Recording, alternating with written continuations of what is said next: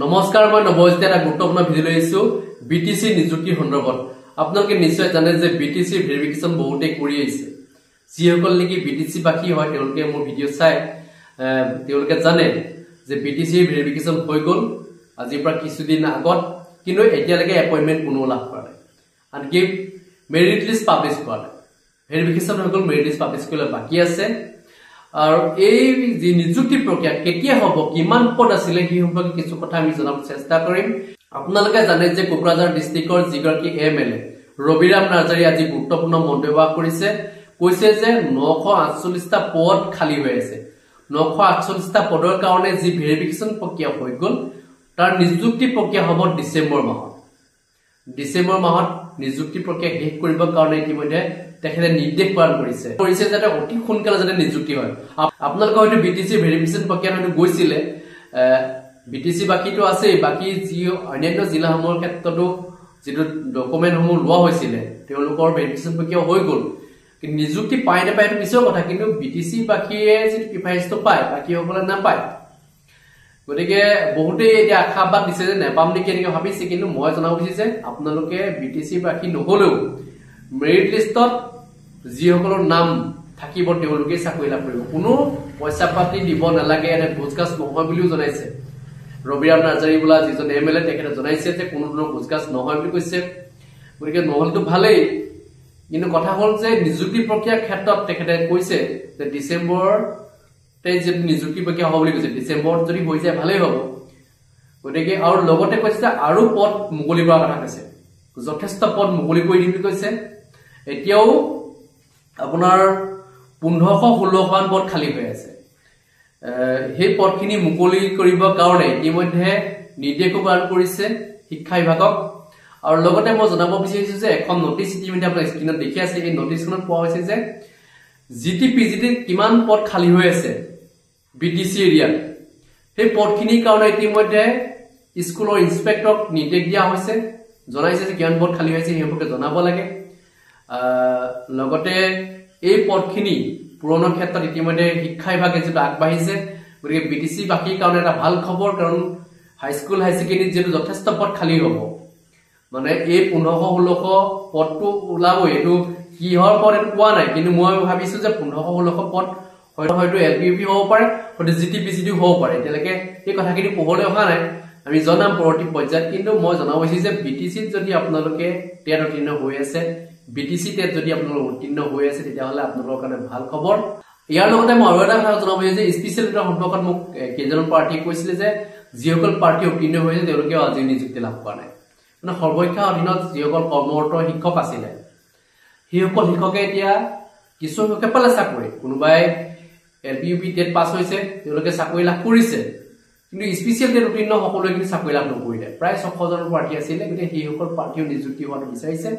ইতিমধ্যে আপোনালোকে জানে যে স্পেশাল টেটত বহিবলৈ হলে আপোনালোকৰ ইউনিক আইডি থাকিব লাগিব ইউনিক আইডি থকা সকলে যে স্পেশাল টেট দিব পাৰে কিন্তু যিসকল পাৰ্টিয়ে ইউনিক আইডি লাভ কৰিছে তেওঁলোকৰ যদি টেটত উত্তীৰ্ণ হৈছে তেওঁলোক নিযুক্তি দিবলৈ কাৰণ ইতিমধ্যে আপোনালোকে জানে যে 5550টা পদত স্পেশাল টেটটো লোৱা নাছিল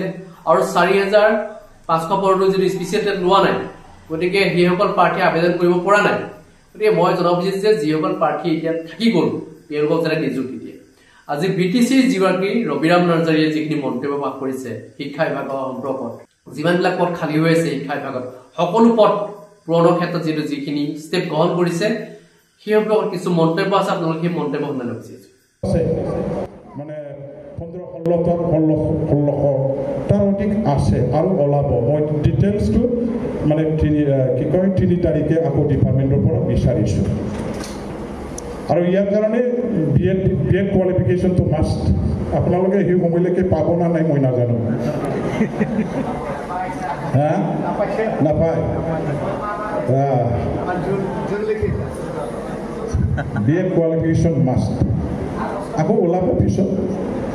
আকৌ এলপি ইউপি ইয়াৰ কাৰণে 948 পোষ্ট খালি আছে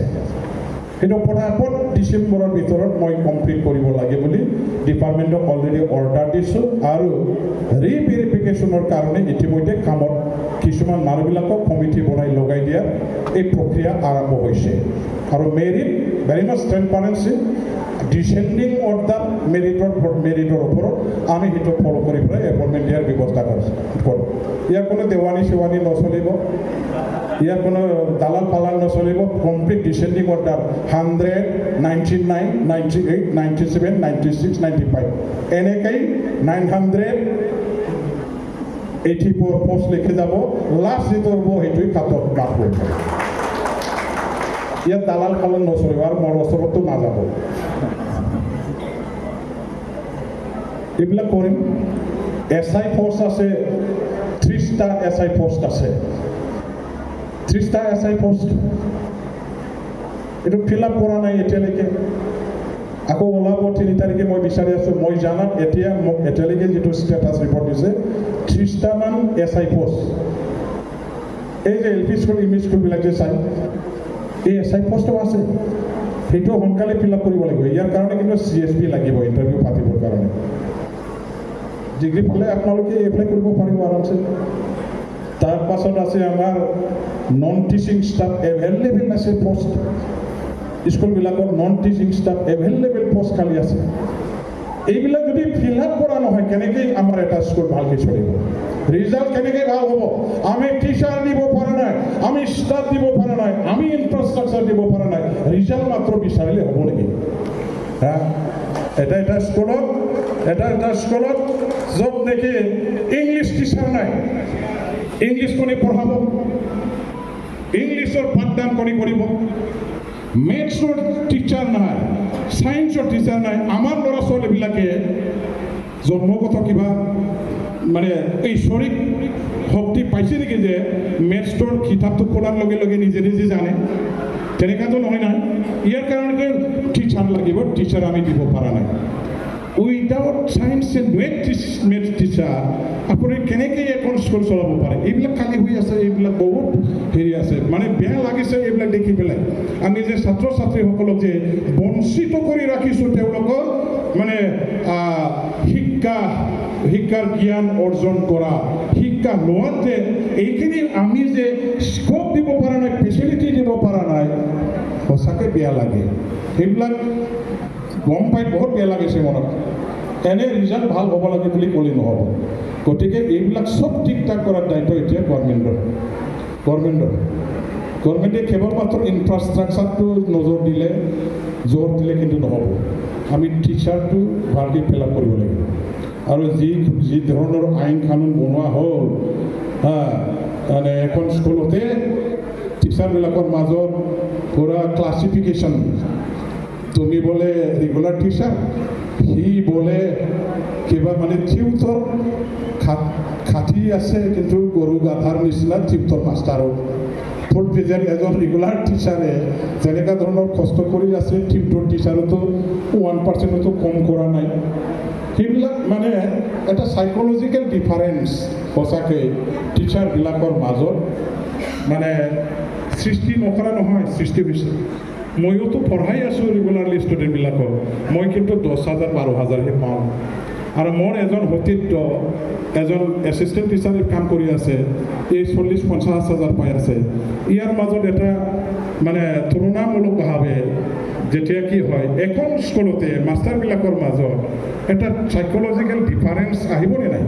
চাইক'লজিকেল এফেক্ট হ'বনে নাই এই ধৰণৰ যে হৈ আছে যে বস্তুটো আৰু কিছুমান পলিচিটো চাওঁ 30:1 কিবা কিবি নানান ধৰণৰ এইবিলাক যে আহিছে সেইটো মানে ক'ৰবাত নহয় ক'ৰবাত গণ্ডগোল আছে ছাবজেক্ট ৱাইজ টিচাৰ থাকিব লাগে এখন স্কুলত 30 জনে আছে যেনিবা ছাত্ৰ এজন মাষ্টাৰ ইয়াৰ কাৰণে এই মাষ্টাৰে ছায়েন্স কেনেকৈ পঢ়াব এই মাষ্টাৰে ইংলিছ পঢ়াব না ML পঢ়াব না অংক পঢ়াব এইটো ছায়েন্স আৰু অংকৰ জ্ঞান নাই নাজানে কোনে পঢ়াব এইবিলাক বহুত গণ্ডগোল আছে বহুত খেলি মেলি আছে কেনেকৈ কি কৰিব এই বিৰাট ডাঙৰ ইছ্যু এইবিলাক বহুত ডাঙৰ ইছ্যু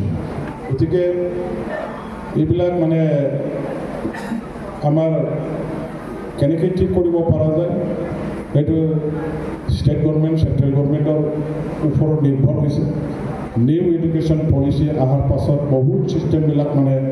কি হৈ গ'ল এতিয়াতো আকৌ মাল্টি ডিচিপ্লিনাৰী এডুকেশ্যনেল ইনষ্টিটিউশ্যনৰ কথা আহি গ'ল এখন কলেজত ছায়েন্স টিচাৰ মেথছ কি কয় কমাৰ্চ নানা ধৰণৰ ষ্ট্ৰীম আৰ্টছ এইবিলাক আহি গ'ল এতিয়া যিয়ে নহওক আমি আমাৰখিনি কৰিম আমি বেছিকত আছোঁ যিহেতু একদম তলত আমি যিহেতু আছোঁ তলৰ লেভেলতে আমি ঠিক কৰিব লাগিব আমাৰ এল পি স্কুলতেই হওক এম ই স্কুলতেই হওক হাই স্কুলতেই হওক আমি ঠিক কৰিবৰ কাৰণে ছিষ্টেমটো এটা মানে ভাল কৰিবৰ কাৰণে ৰিফৰ্মেশ্যন আনিবৰ কাৰণে কাম কৰিব লাগিব আপোনালোকৰ মানে সুপৰামৰ্শ আপোনালোকৰ গাইডেন্সৰ নিশ্চয় ইয়াৰ কাৰণে প্ৰয়োজন আছে আৰু সময়ত নিশ্চয় আপোনালোকক লৈয়ে